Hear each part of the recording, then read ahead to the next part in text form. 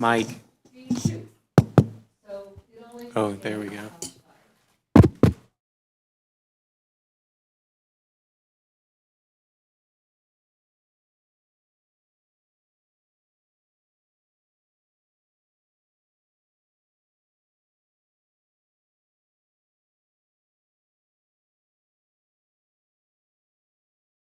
Okay, public comment, okay.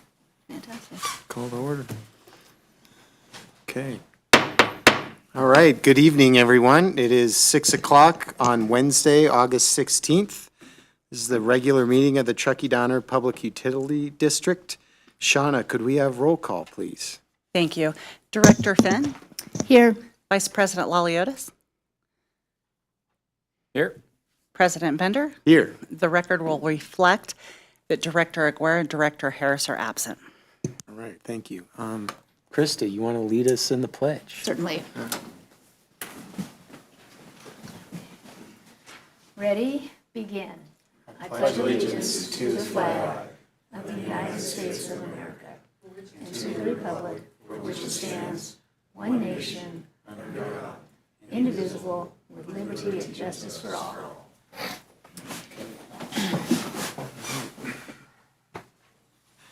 Thank you, Krista. Okay. Shauna, any changes to the agenda tonight? No, Mr. President. Okay, thank you. And that takes us to, hey, public comment. We have a member of the public here, so thank you. Do you want to head up to the mic? You're going to have to speak up. I'm a little hard of hearing, and in rushing here to get somebody that would drive me here, I forgot my hearing aid. Oh, okay. All right. So, Trying to turn that darn thing off. Don't know how to use my phone, and I'm 70 years old. I'll get it. Okie dokie. I forgot my glasses as well.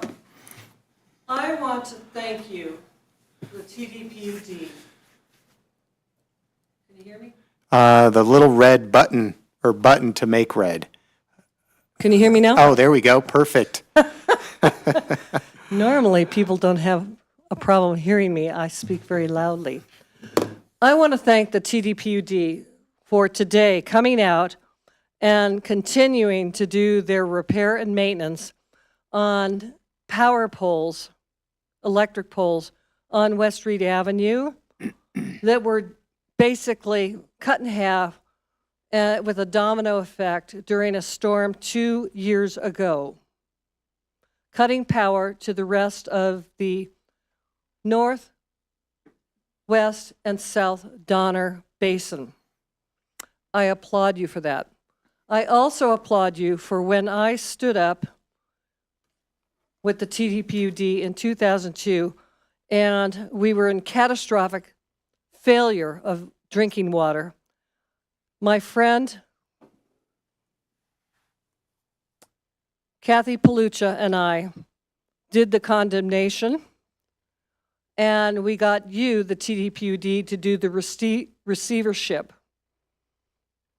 Thank you. You rebuilt the system in 3.5 years to an amazing system. I have always thought that you guys were amazing organization. Now, a problem. In 2002, the TDPUD graded a road off Donner Lake Road with a private homeowner, Robert Montano, and despite going through the Truckee Planning Commission mitigations and requirements, none of that occurred.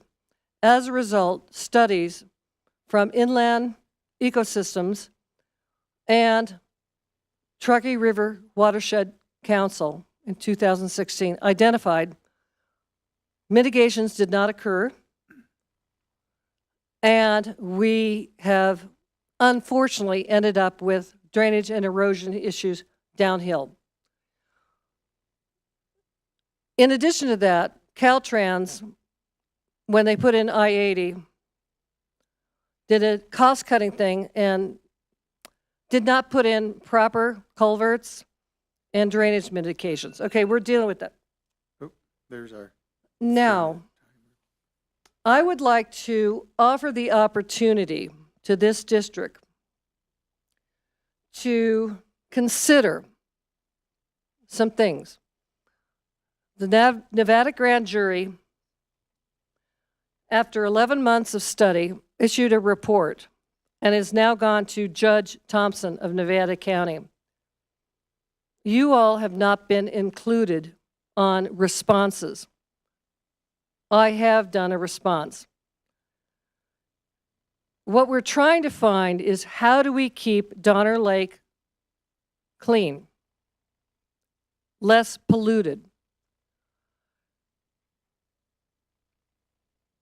Okay, I came before the board and was ignored in 2002. I hope this board is responsive to my and the people that live and around Donner Lake and the public that tourists. Okay, I know that you all suffer from a lot of situations with the EPA, and you're trying to keep current. One of the things I talked with one of your people today was, one, we cannot live here, so how do we sustain having good people doing your business, okay? Two, we need equipment that can work. And if the state decides to do all electric, this is not going to work for Truckee. It can work for the lowlanders, but it's not going to work for us. There's other alternatives that are coming up the pike called hydrogen. I think it's hydrogen things. I'm not totally schooled on that, but I do know a bit about it. Okay. So we need to give living wages. We might have to do something like creating some situation where people that do the 24/7 on call, I was a nurse, can be housed appropriately to do their jobs and administer what we need to do as the TDPUD. Okay? How are we We're doing going to there, have to Emily? raise customer costs. Normally, we allow about 3 minutes for public comment, so I wanted to just check in where we are in your presentation, and then wanted to, we normally allow only 3 can't hear minutes. We normally allow only 3 minutes for the public comment, so I wanted to check in where you are on your presentation. End. Oh, you're at the end. Okay. All right. I'm going to let you finish, Emily. Thank All right, you. when I don't have it written out and I just do it extemporaneously, I can go on for a long time. Okay. We're going to have to raise customer rates. Do it smally, but do it. We need to get a citizens' buy-in. And we did that during the Donner Lake Water when we had a committee that met monthly, I included, when we were rebuilding the system. That's how you get buy-in. We need to be the solution, not the problem.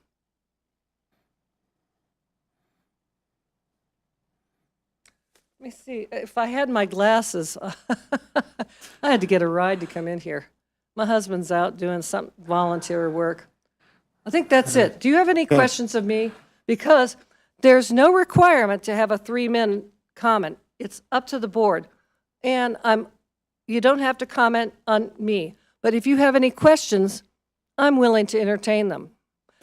And I would be willing to be a group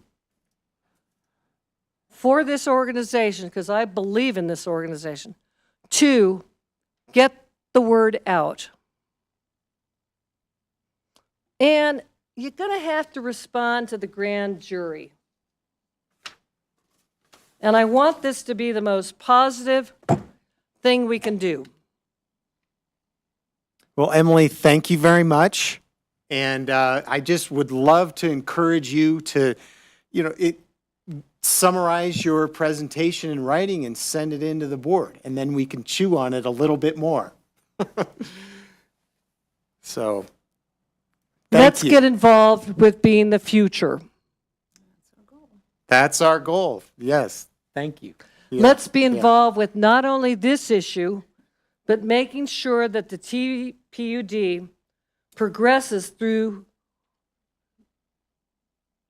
the various state agencies in order to have you do your work to sustain the public's interest in clean drinking water and electricity. Does that answer your question? Oh, yes, and thank you very much. So thank you for usually- coming tonight. And I usually do a written thing, but I've been too busy with the Truckee Sanitary District today and the judge of Nevada County, and I only was able to prepare for this for an hour. oh, That's why I'm in my flip-flops. thank you very much. Thank you. That takes us to director update. Krista, any words? Still up. Just a quickie. I did attend a Sierra camp. Can you turn it up? I can't hear a thing you're saying. I'm not sure that I can. Like, Yeah. my microphone is on. Oh, okay, good. Somebody can. But we cannot. That's okay.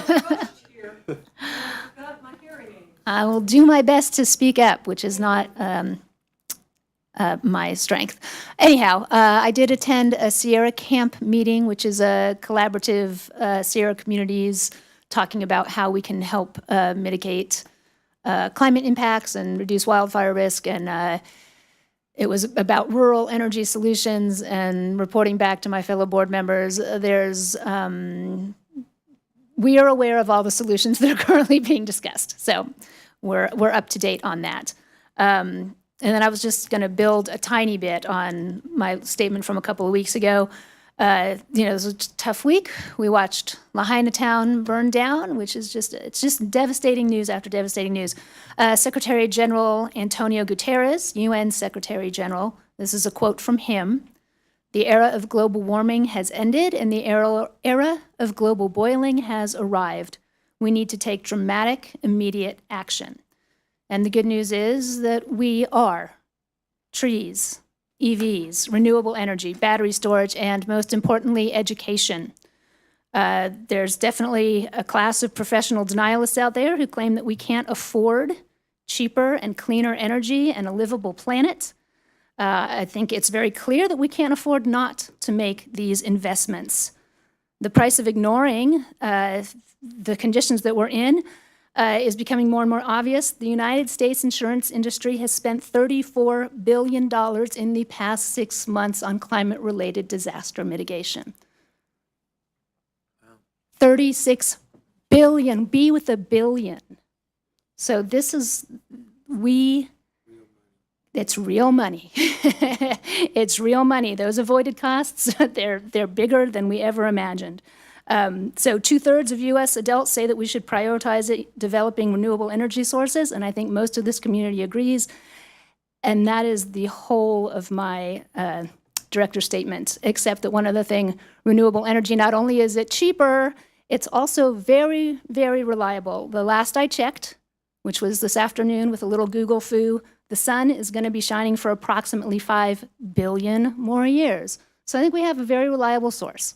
We just need to utilize it. We've got the tools, we've got the ingenuity. Thank you. Rant ended. Thank you, Krista Finn. Tony, any updates?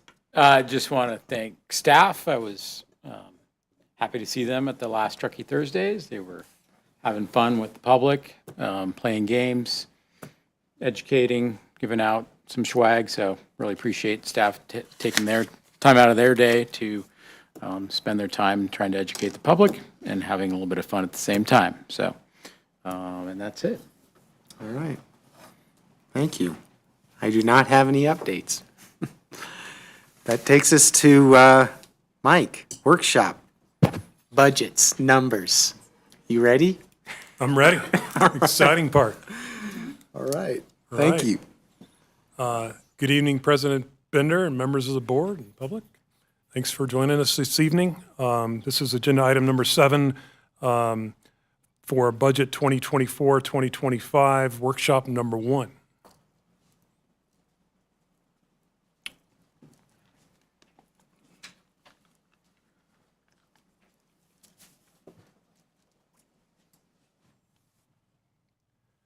Tonight, we're going to talk just a little bit of background information, go over the goals and objectives, and then dive into key assumptions and the things that are tips of the ways, the things that we're seeing that are bubbling up right now for 24-25 budget cycle.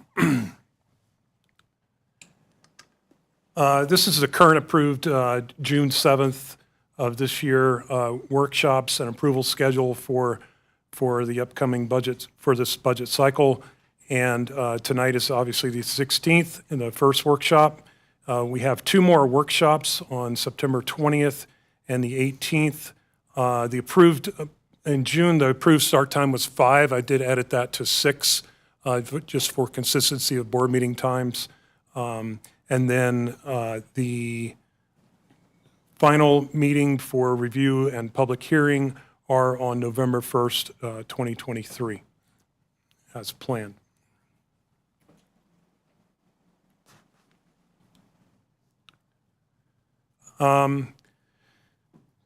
Budget, as all of you know, is a balancing act with many variables and drivers. These are just a few of the key pieces and parts. I'm thinking about changing this pie chart to be a puzzle, more of a puzzle piece type graphic. Would be more representative, I think, but there's a lot of moving parts and pieces, as we all know, and trying to keep that all together is fun.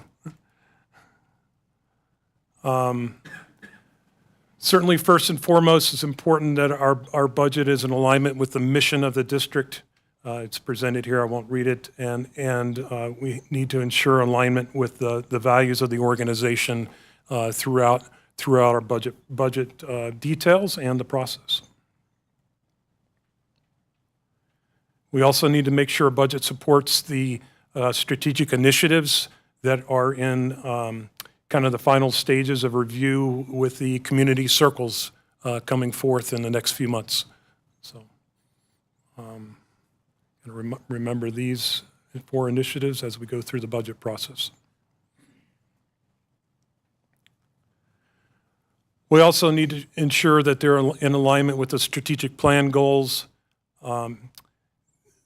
Financial stability and resiliency is certainly paramount. Environmental stewardship, engagement with the customers and our community in a transparent way, which we do, including tonight and the upcoming workshops. Goal number 4 was reworked a few months ago, or a month ago, slightly reworded to broaden it a bit, modernize the utility and add value to the communities through collaboration and innovation. And then lastly, developing an inclusive culture drives organizational integration and success. All right, I'm going to spend a few minutes with a few slides talking about the bigger picture of the global or the U.S. economy. This first chart, and I know, unless you're living under a rock, you're aware of the current economic situation, a few things that have been happening, but I just wanted to put a few things in context and point out a few things. This is 45 years. And then I tacked on January through July inflation rates. This is the change from the previous year. This is the inflation rate of the last 45 years. These vertical gray bars are recession periods. As we talked at the mid-year financial update last meeting, I believe, whether there's another gray bar coming now is a bit of a coin toss in conversations, and that remains to this day, whether there's going to be another vertical bar. Not right now. There is, Yes, that There- gray bar at the end is not. this is not a, thank you, Director Finn. This is not a gray bar. This is just the side of the chart. Thank you for pointing that out. This thin, this super thin gray bar is the last official recession, and that was when the pandemic started, very short. Inflation has dropped. This is not a recession period. For the first half of 2023, inflation measures at right at 5%, and July was 3.2.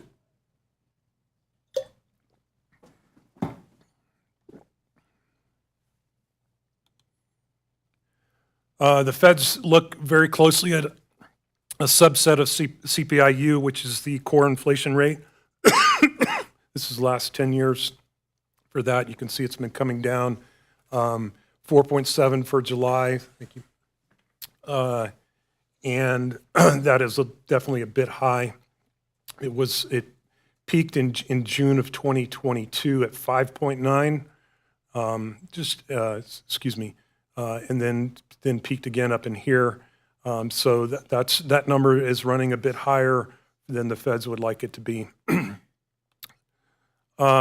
This is per capita federal debt from 1965-ish to current.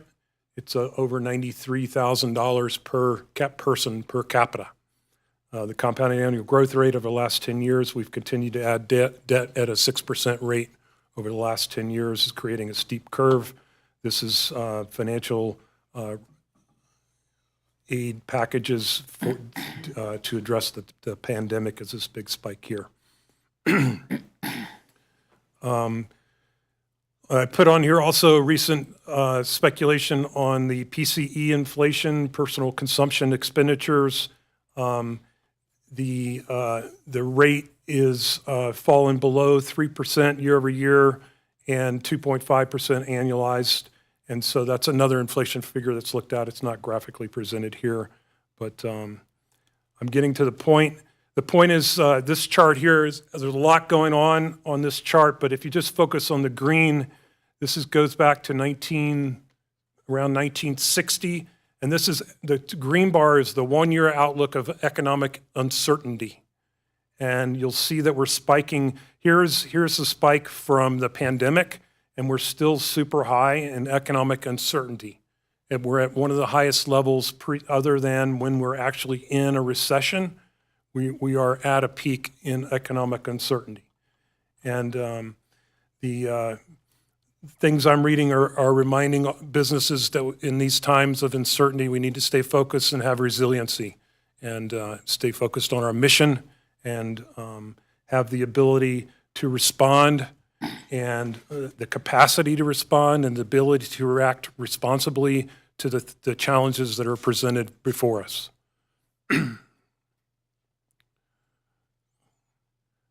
This chart also reminds me of open snow and the weather forecasts and El Nino and whether it's going to be a huge winter or not. It's big chatter right now, and it's like another coin toss. It's classic. Hopefully I'm a little more refined than weather forecasters.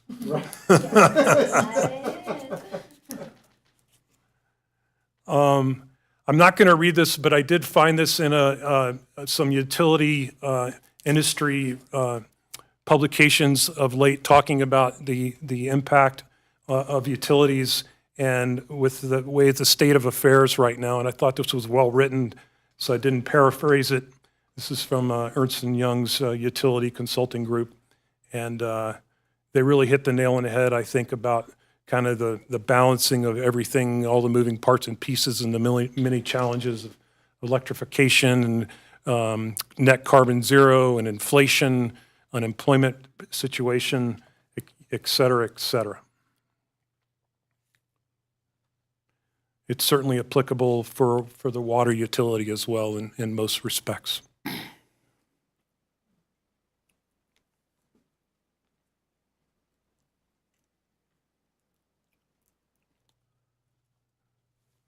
All right. So one of the fundamental assumptions going into budget is how many customers we're going to have in '24 and '25. And then for the financial master plan, as you know, that's a 10-year financial plan. We have assumptions in there for customer growth.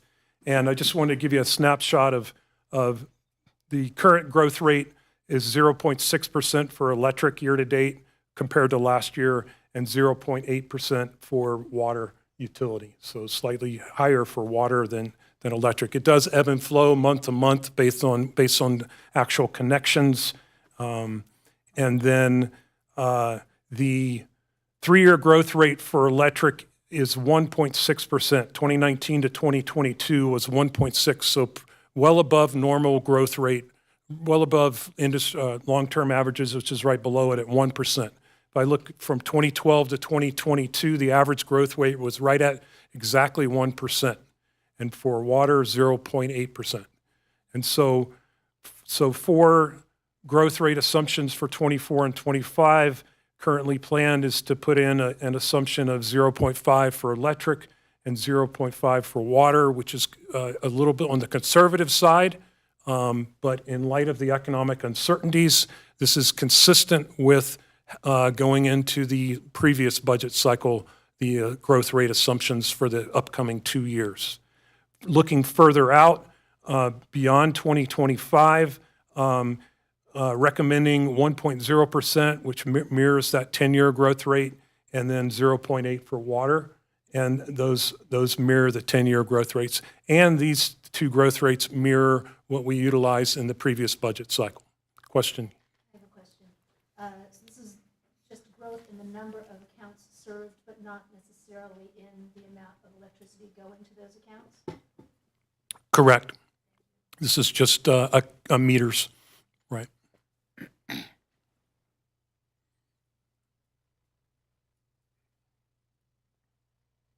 We have different service territories, so there's a different number of meters. We also have on the water side, it's more common to have in a multi-family complex to have 1 meter for water as opposed to electric. We'll have multiple individual meters.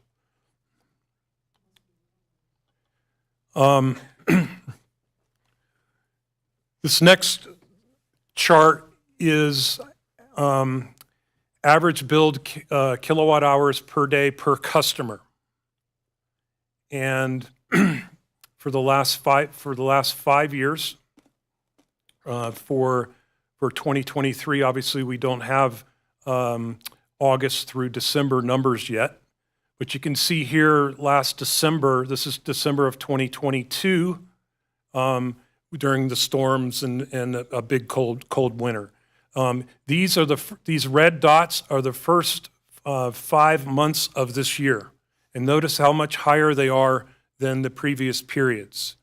And that is attributed mostly to the intensity of the winter we had, and we all felt it. Okay? And then you'll see here in June, the average per customer is right in, and actually a little bit below the previous 4 years, and you can't see it, but it's hidden behind these dots, is 2023 for July. So as soon as we got out of a very intense winter, average kWh per customer fell in line plus or minus previous periods. Now again, this is just 2 months. As we go through the budget cycle, we'll have August, September, and October information as well. Do you think that's because the snow melted off the solar panels in our community? If the sun did finally come out, didn't it? Yes. It was cold straight through June. I think the most interesting thing on this is the shutdown, the March 2020 shutdown, COVID shutdown. Yes. Thank you, Director Laudiotis. That is COVID shutdown right there. Yep, sticks out like a sore thumb. So does this. So does this. And there's obviously a lot of moving parts and pieces to average kWh per customer per account, but this is just one way of looking at it. And we look at other things as well. But I find it really weird though, or odd that this summer is low like that in June. a mild mid-May to mid-June weather-wise, and wet, and perhaps I could only speculate. Certainly, the occupancy of second homes or lack thereof impacts, and or each direction.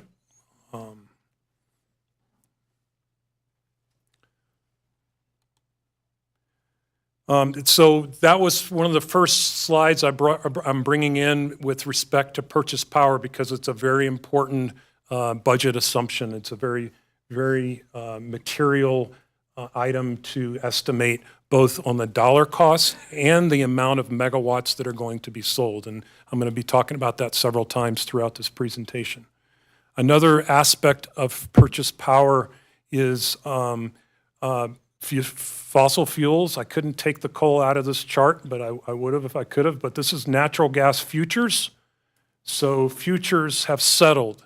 And what that means is that the volatility, the forecasted volatility of natural gas, which is one of our cost of power sources of natural gas plants, has settled. And as you know, we had a material event, as did the entire West Coast, that materially impacted the district as far as purchase power cost. And so the good news here is that things have settled. And so we're not going to forecast unsettlement in our budget. At least that's not the plan. We will have a plan. We do have a plan, and I'll speak to that later, for how to address the volatility if it should arise in the future.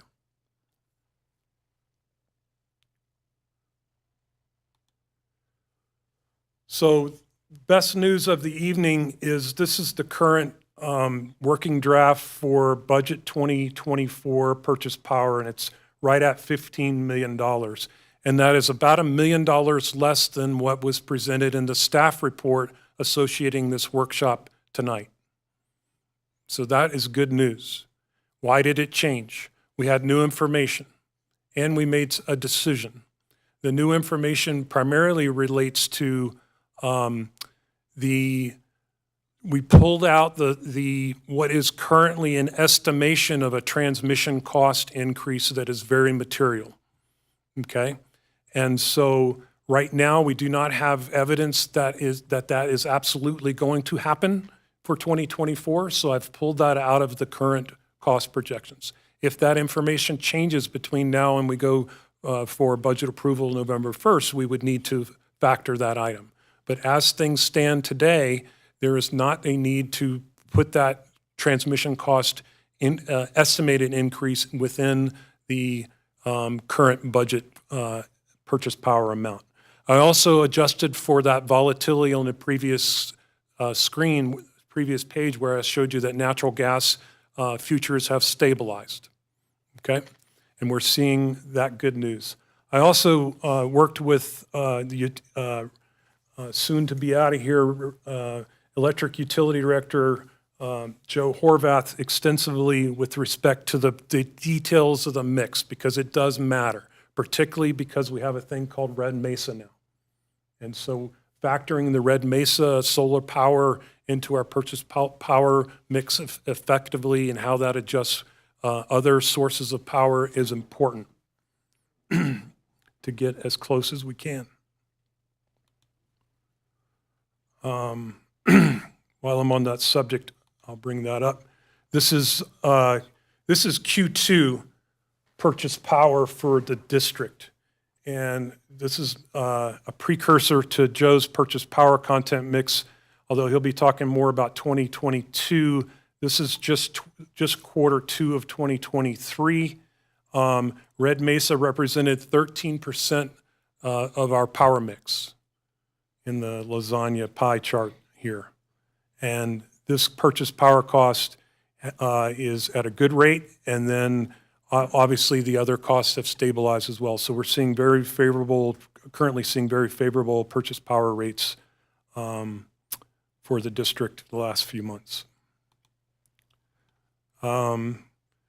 So just a quick roll forward on purchase power. This is budget 2023, just over 14 million and just under 15 million for the current draft.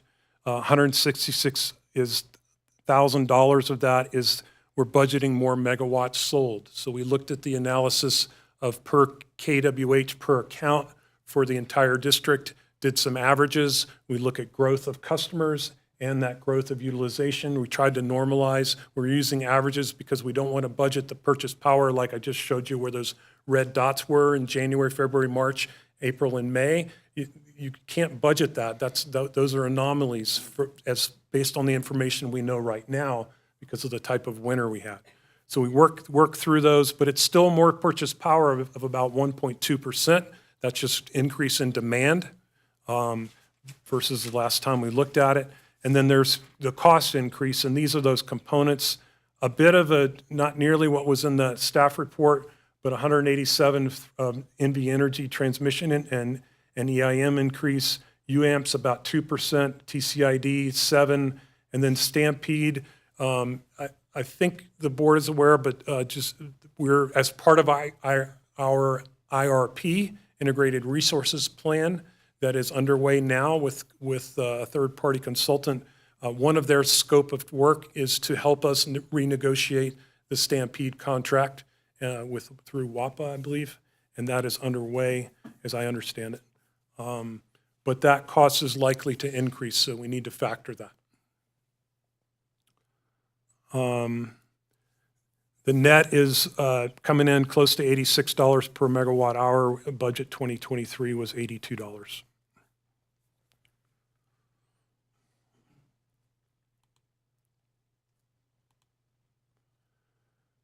Other purchase power related budget items that we need to talk about.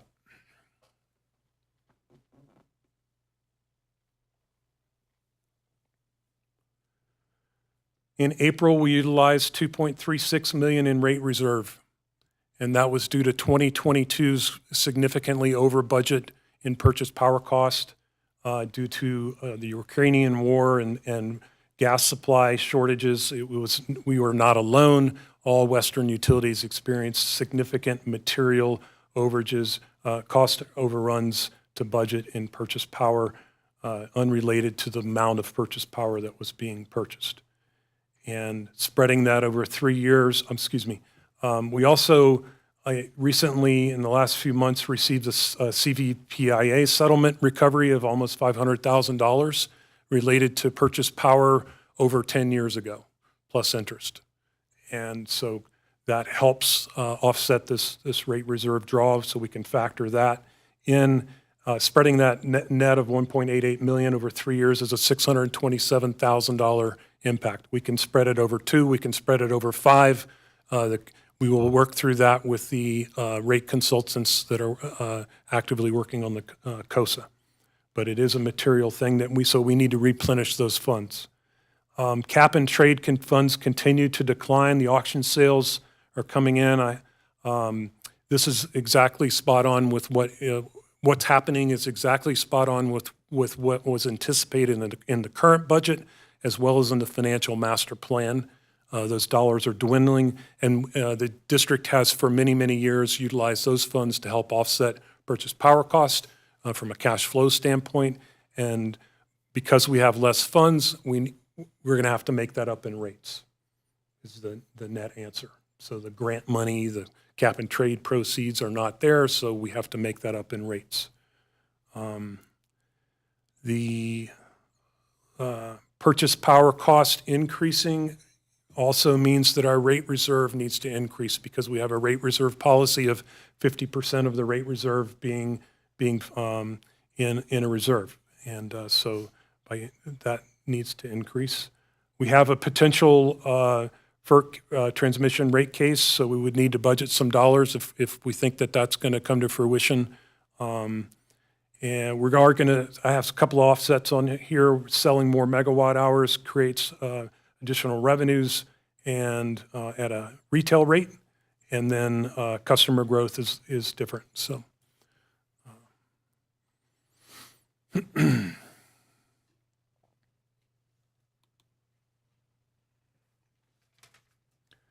Earlier I talked about inflation. Now I'm going to talk about inflation and a corresponding inverse item called rate of pay. and what that looks like over time. So the top right here is compounded annual growth rate for inflation for the U.S. The next line down is for San Francisco, Oakland, Hayward, which is the CPIW figure that is referenced in the MOU, is 3.9. And then our rate of pay for, I just picked three MOU positions for reference point. It's quite similar for UNREP as well, to the best of my knowledge. But it's so slightly above the San Francisco, Oakland, Hayward, and less than the USA rate of pay increase. Now remember, this is coming out of a period of intense inflation the last few months. So this looks at things over a greater period of time in order to add context.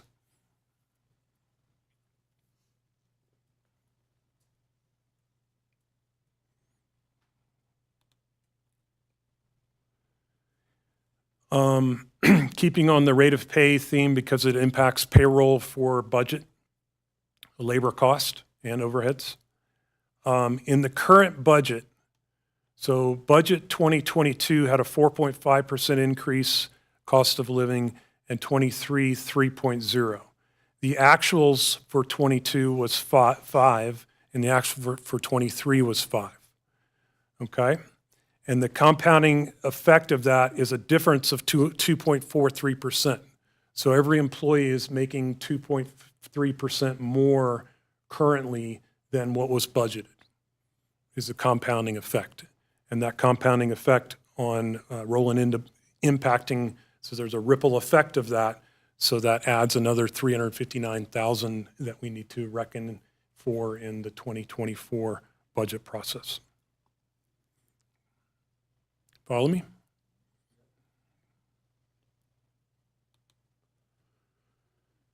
So that was 22 and 23. This is 24 and 25.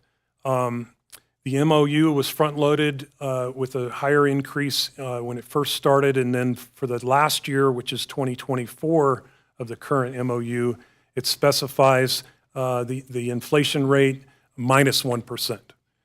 With a cap of 5 and a floor of 2%. Current inflation rate metric for June is 2.3, so that would mean we would be at the floor of 2. Now, this is June's figure. It comes out every 2 months, and we'll be using the October figure per the MOU. So the range will be estimated currently in the 2 to 3% range, and then we have a placeholder of 3% for 2025. There's uncertainty here. We have to have a placeholder and estimate.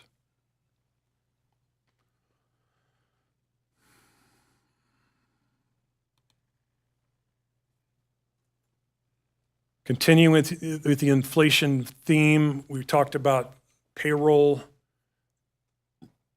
And now this slide here is vendor expenses, accounts payable. This is where you pay a service contractor for supplies, something like that.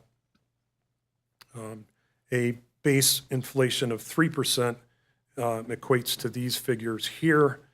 What we do and what the entire team, the entire management team and others are working on now is the details, because this is the tips of the waves at a PowerPoint level, right? And even the summary reports that you see are summarized line items, but there's detailed line items in budget, and that's the task. That's the Herculean lift of many, many folks throughout the district that help work through all the details. And some things are going up more than 3%. Some things are going away. Some things are flat.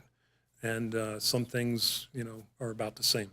So, but this is kind of summarized what that impact would look like at 3%.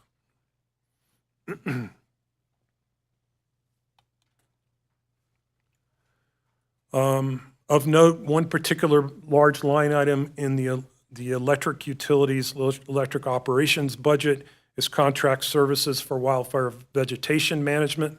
This is 4 years of historical. We did, in the annual procurement process, approve more than what was in budget, and the current estimate need for budgeting for 24 and 25 is about 4.5% more than the budget for 23, and then a 3% increase for 2025. That's kind of where we're at with current discussions.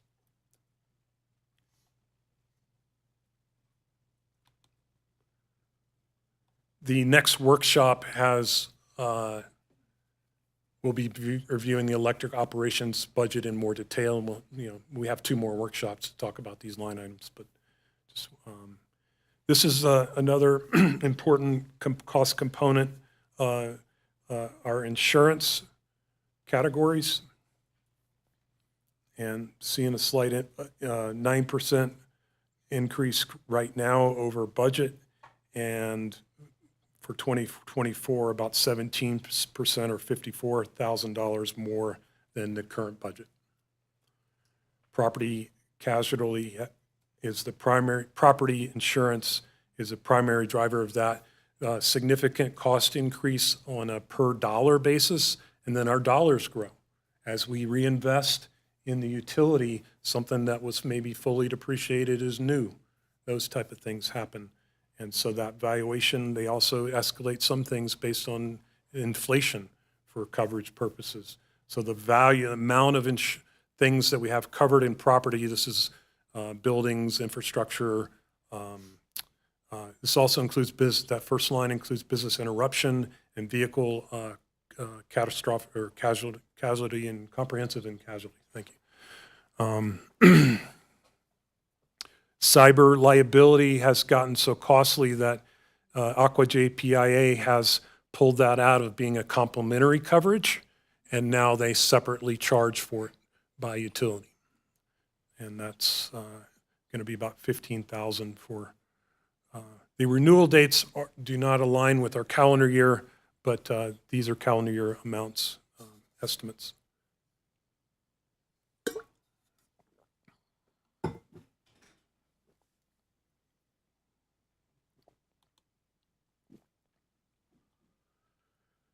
The purpose of this slide is to remind us that as costs increase from our operating budget, just like on purchase power, we have a policy of 50% of that annual purchase power to be in a reserve.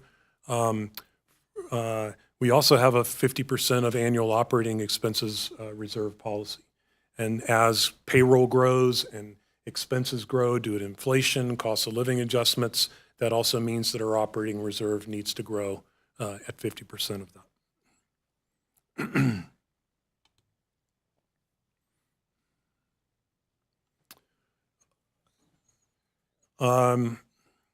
Moving on to overheads, labor overhead budget for 2023 was about $9 million. Represents 49% of gross wages. The overhead rate, gross wages is just straight wages, including just your think W-2, right? Versus the overhead rate's 95%, and what that means, the reason why it's 95 is we don't charge all gross wages to expense. We charge productive labor to the various places of operating expense, but paid time off goes to overhead. And so it's baked into this 95% figure. And so things can get a little bit confusing. My apologies. That's the way a lot of companies do it, and it's been done here a long time. It's fine. It's appropriate, but it can move things around a little bit. The big 5 components of that $9 million are the pension. I'll cover that in the next slide. Medical and dental insurance right at $3 million. And that renewal, I just got this after staff report. Staff report, I think I estimated 6%, but we did just get the renewal rates after the staff report was released, and it's going to be 6.7%. So close, very close to the industry. Analysts are saying that health insurance, group health insurance rates are going up on average 6%. Dental went up 0%, and medical went up. You know, it kind of depends on the plan and whether it's family or individual, yada, yada. But so that's 6.7% there on medical dental. I mentioned 1.5 million is the non-quantifying the PTO, holidays, sick, vacation, admin. Payroll taxes, as you all know, the employee pays FICA and Medicare, and so does the employer. There's a match, basically 1-for-1. There's a cap on one of them. That's almost $1 million. That will go up with the increase in wages and rates of pay. Workers' compensation, we had a great renewal recently. The XMOD decreased from 1.21 to 1.08, which is great news. And the rates before applying that XMOD were flat. So the workers' comp industry in California is stable right now, and I don't say that often.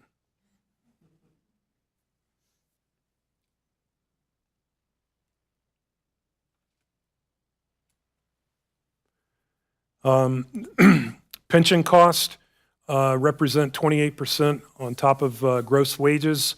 They're 33% of that 95% overhead rate. The employer contribution rates are flat for 2024. Pension costs will go up as rates of pay go up. That means the matches and the percentages are more dollars. Our UAL payment, unfunded actuarial liability payment for the classic plan did increase. This is spread. It comes out on a fiscal year basis, and we spread it on a calendar year basis appropriately. So that's going to be a $67,000 impact on 2024 and then a greater impact on 25. We did anticipate that increase in 2023.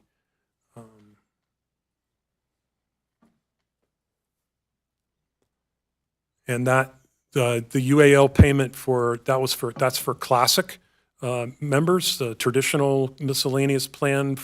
When the PEPRA pension reform was done in I don't remember the year. Thank you. I knew someone if I looked around long. And PEPRA is the Pension Reform Act in 2013. And for those employees, so if you starting then, the unfunded actual liability payment for 2023 was zero. We did not have one. And then in 2024, I believe it's about $16,000. And over time, things are evolving. We have, I don't have the specifics with me, but very quickly we'll have more employees on PEPRA, if we don't already, than we have on Classic. So.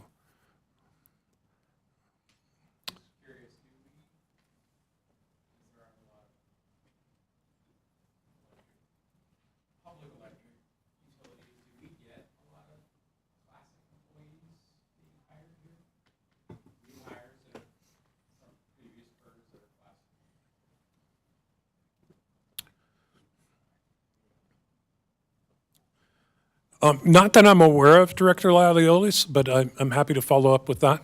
And yeah, it's certainly not out of the realm of possibility, and that's not something we would ask during the hiring process. But yeah.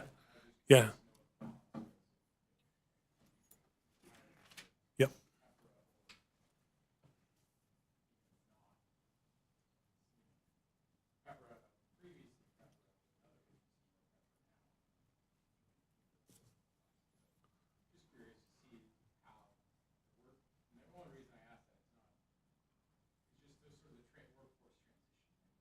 That's where I was going. Yeah. Yep.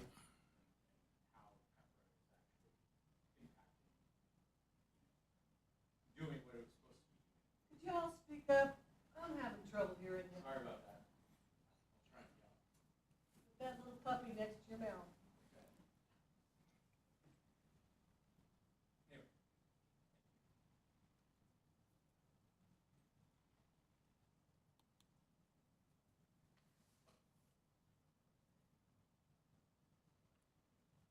So the previous few slides were talking about labor overhead. We also have transportation overhead. And this is, in essence, the fleet, maintenance of the fleet is charged out across electric and water utilities based on vehicle usage, based on payroll hours. and that cost is going up. I've mentioned that during our mid-year financial briefing. We're not going to take all of that into budget because it would be north of this, but normalizing it a bit. But fuel costs have gone up. The break-in repairs that are major are significant in 2023, as I mentioned. That doesn't happen every year, so hopefully we can detune that a little bit. But we still need to up the fleet operation and repair and maintenance budget. Insurance costs are going up as well, which is baked into this from that previous slide. Capital improvement plans are underway, being updated from the previous budget cycle. Water, electric, IT, fleet, and this is just a snapshot of the current 10-year master plan, current 10-year CIP plans.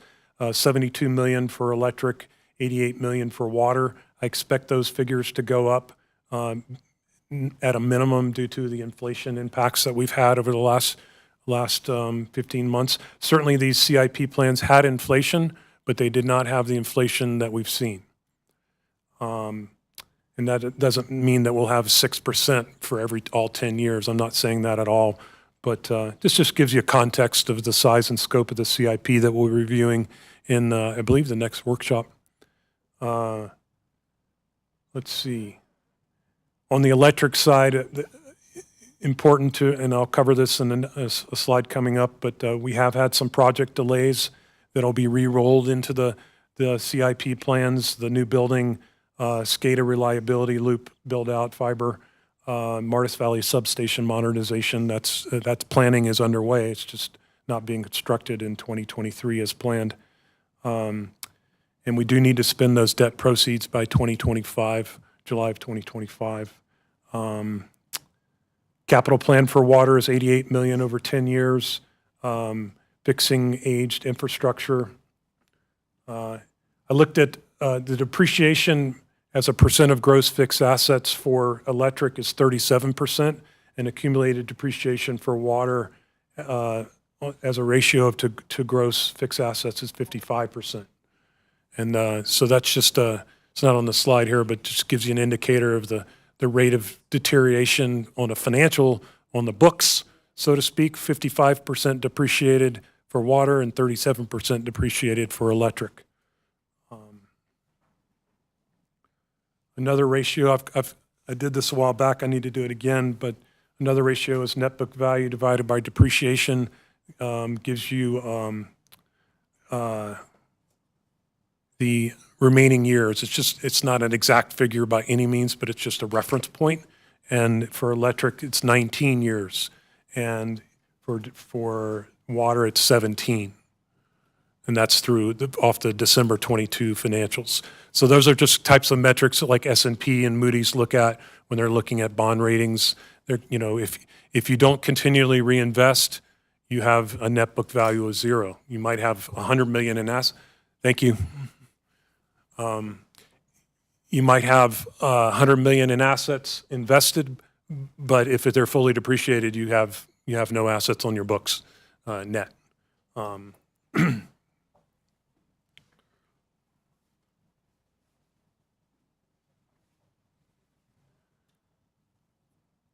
This is debt service for 2023 through 2027. Obviously, debt service continues after that. I just didn't present it to fit on the slide. Excuse me. There's currently no plans to propose a new debt in the upcoming budget for 24 and 25. Although we do have SPIDA. GASB 96 is subscription-based. Let me get the terminology right. Subscription-based information technology agreements. So the for-profit world has a FASB that required recording to get in accordance with international accounting. Sorry. All right, I'll speed it up. All right, Mike's done. Wrap it up, It's Mike. not 7 yet. It is, Oh, it is 7. not according to, that's the clock I'm watching. Yeah. I'm almost done. So we're analyzing SPIDA. We need to implement SPIDA for GASB, which is the governmental entities, and we're in that group. And we will be implementing that for 2023, just like we did the lease one, GASB 87 for leases in 2022. We'll be implementing SPIDA, GASB 96 for 2023. It'll potentially have a financial impact. What does it mean? The cash flow is the same, okay? What it means is instead of buried in footnotes of like a lease disclosure, we're gonna have to put it on the face of the financial statements, and we'll have to record an asset and a liability and depreciate that asset. And so it's cloud computing, it's the accounting industry in its typical fashion, 10 or 15 years later, getting caught up to cloud, the technology world. So.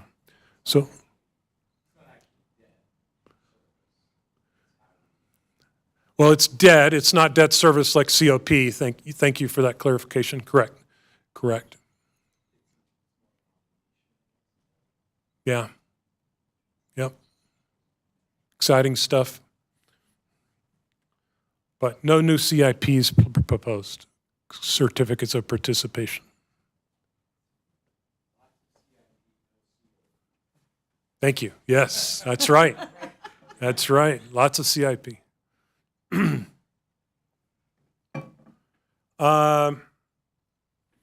to talk about reserves when we're talking about budget.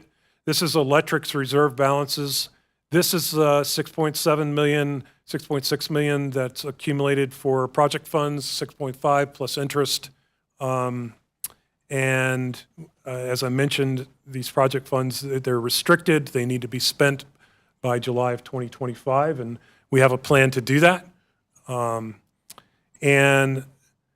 right there is the LCFS credits that we now sell. You guys remember that from last budget cycle. And then under 100,000.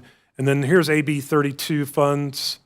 This will build back up. There's auction sales in being received, I believe, this month or next, and then we'll receive some in December. So it'll build back up a little bit. But that bar, AB 32 a few years ago was in this range of restricted funds. Deferred liability is for potential pension-related matters, and this has a balance of $2 million. It has the board designated it a while back, and it has been sitting there earning interest.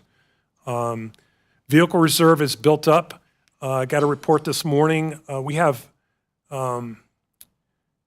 13 vehicles that have been approved and purchased and ordered, but have not been delivered over the last 24 plus months. There's still 13 out there being built somewhere. So these funds have built up, but they're committed. And so I will factor all that in the vehicle reserve analysis and financial master plan. Capital reserve funds have built up a little over 11 million and 11.5. And I've mentioned the key projects that have allowed this to build up. It should be the policy balance is about half of that, a little over half of that. But we have plans in the CIP to spend this very soon, so we're not building it for a rainy day. The rate reserve is down. We talked about that draw, and that needs to be replenished. Operating reserve is up. It's not, well, it is up. If we hadn't done the transfer, it would be here, and what's going to happen is this operating reserve balance ebbs and flows throughout the year, and we haven't spent a lot of the capital expenditures happen in the second half of the year. And so this is going to draw down, this gold bar for operating reserve will draw down closer to the policy balance by the end of the year, because this gold bar is as of July 31st. So these are cash balances, not projected as of July 31st. So we'll be talking more about that as we go through each workshop. On water, these are facility fees. We are spending some of that for the water tank, a portion of the water tank that's being built as we speak. 6170 number 2. And this is the COP funds. Those are also being, I'm surprised you're here, Chad. You're spending, because they're spending a lot of money and we're writing a lot of checks. And this number will draw down, this gold bar for project funds, a little over 10 million as of July, is going to draw down. We're projecting 0 by year end. Now, the timing of that cash flow might be a little different, due to finishing up some projects and depending on the weather, but the projects are well underway. We are spending in accordance with that CIP plan. There's a little ebb and flow between years, between 22 and 23, but the projection in the financial master plan and budget was to have the debt issuance proceeds spent by year end 2023, and we're going to be very close. So great news, congratulations. Yeah, we are reinvesting in our water infrastructure as planned. Water has a small capital reserve, and the operating reserve will draw down as we use that throughout the year and come back in line with policy.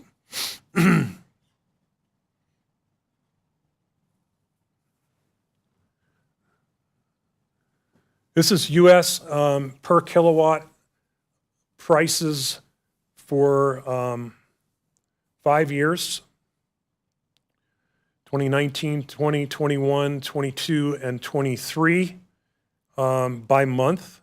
And you'll see the gap here driven in part by the purchase power issues of 2022 and January of 2023. This is on a U.S. scale.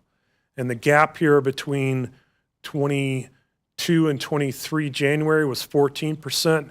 If you look back at these years to January of 2023, it was 22%. That's at U.S. level. This is comparative bills for a benchmark set residential as of May 2023, prepared by CMUA. Truckee Donner PUD electric rates are just under 20 cents per kilowatt hour average, and we're trending about 19.5 year-to-date July, 0.195 cents per kilowatt hour year-to-date July, and that number will come down in the summer months a little bit, I think. And then on the far right of the scale, you see 3 investor-owned utilities.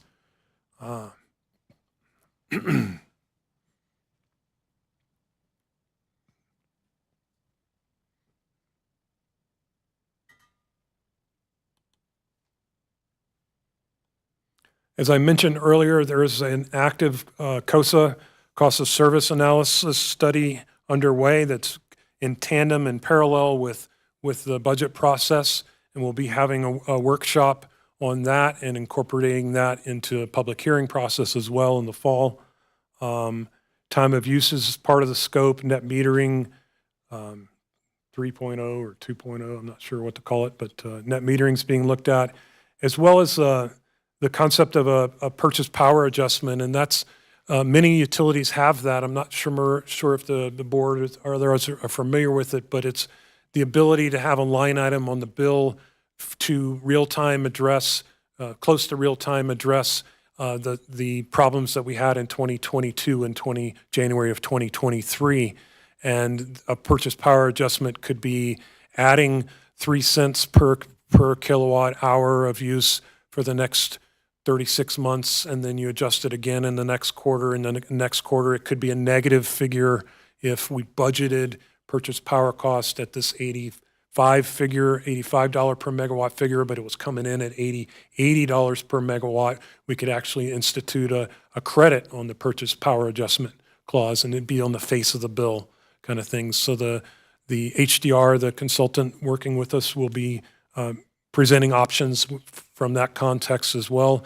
You could use that same concept but rename it reserve recovery, rate reserve recovery, for the line item for the 1.88 million that we were planning to recover over 3 years, so we could have 2 lines, one for rate reserve recovery, one for purchase power. So getting ahead of myself, education is important for all of us to understand what goes into rates. That's part of understanding the budget process.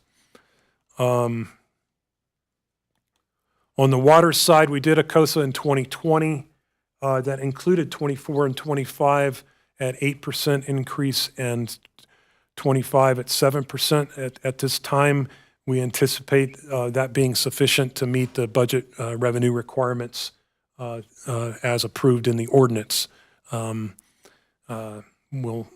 know more when we get further along in the budget process over the next few months, but optimistic we can stick with that.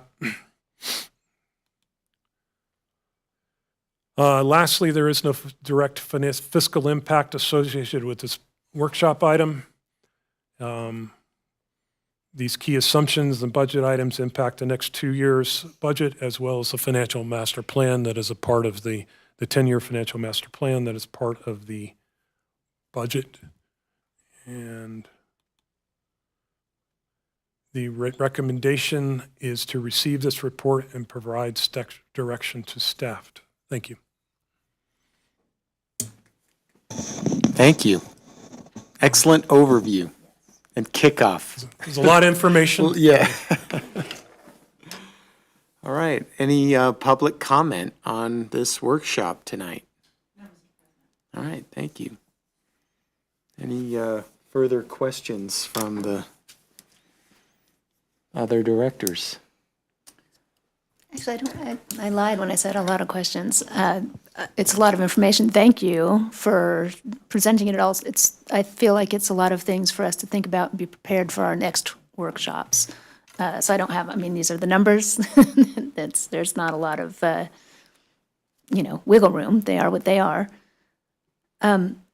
Something that I would be interested in seeing in one of the future workshops, probably the next one that covers power purchase agreements, the pie graph that you showed us that had the percentage of resources for our power mix, I would be interested to see what the percentage of the budget for each of those resources is, to go along with the percentage of the actual energy that we...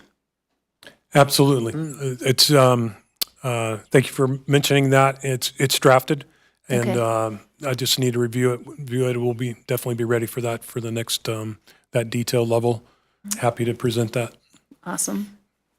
Thank you. No, I don't have anything. Just thank you for sort of laying the foundation for the next workshop and the next round of what we'll be seeing and what decisions we'll be making. But I appreciate taking the time to sort of build around what's going on financially in a bigger picture and spending some time there because we normally don't see that part. And I think it's important to understand how our own budget interrelates to other economic factors that are going on in this community, in the state, and in the country, and frankly in the world right now. So, no, thank you. It's good information. Nice. Yeah, I really like the going over the inflation past, the forecasting, what the feds might do in 2024 regarding interest rates. You're just that good overall big picture. It kind of sets the stage for the upcoming workshops to kind of see what's going on around us and then start drilling down into the nitty gritty as we proceed with the next workshop. So Yeah. yeah, Agreed. really good. The future is uncertain. Plan accordingly.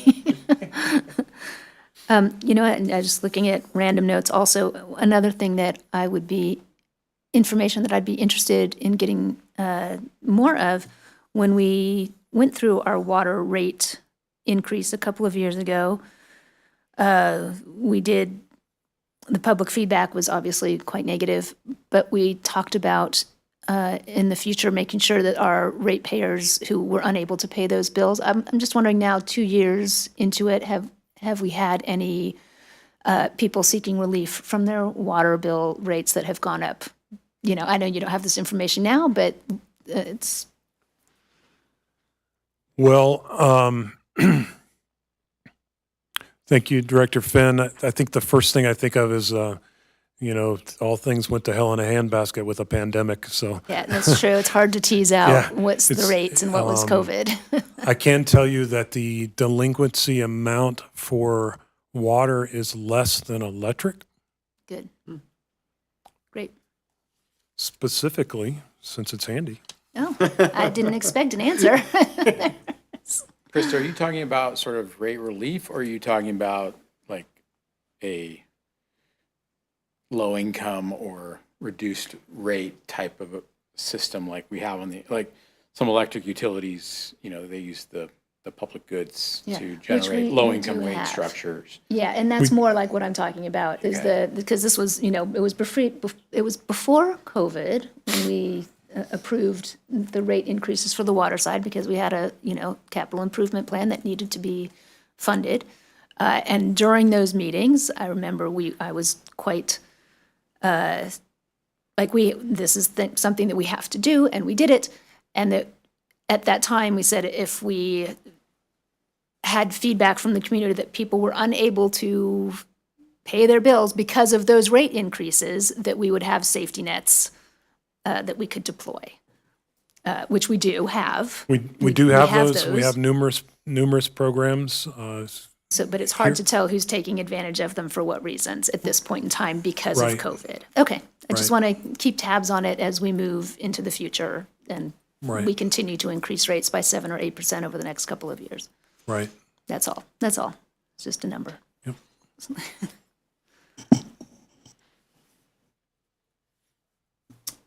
I'm done. I'll quit reading my notes. All right, great. And we Thank called you. for public comment already. Yeah. Ready, yeah. Hey, look at that. That's it. There's nothing else on the agenda except adjournment. So thank you, everyone. Meeting adjourned, 7:17. Thank you all.